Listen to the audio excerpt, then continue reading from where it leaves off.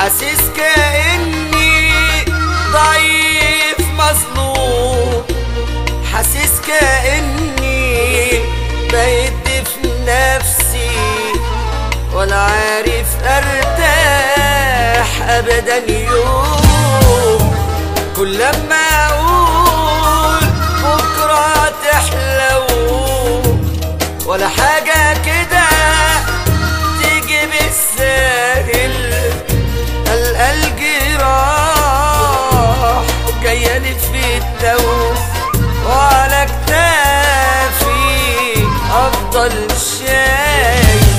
عمال احرق في دمي ولا حد داري بهمي، وما شفتش الايام عليا كده بتسمي، بالبركه برضو عايشها من غير يا ناس محسبها، واللي مخليني صابر ربنا هيعدلها.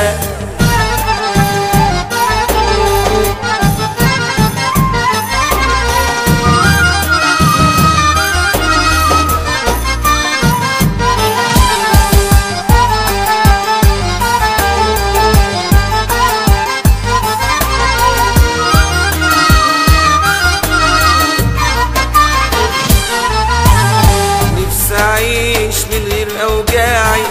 ولاقيها كده راقت ويايا، دايما على طول من غير داعي تعاند وتخلف أيوة معايا، تعبان وبعافر مع روحي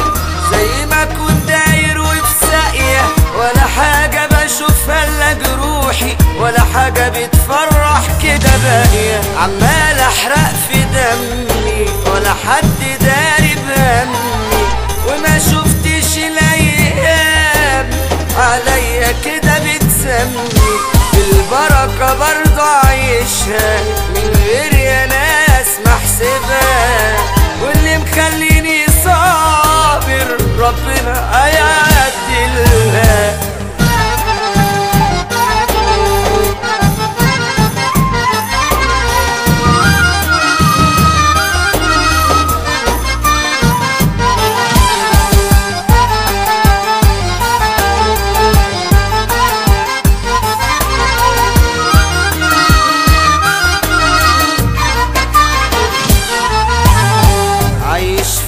وراضي بعيشتي ولا مرة عليها اتبطرت، والمولى منور لي بصيرتي علشان بحمده مهما بسر، مش عارف ليه الحظ تملي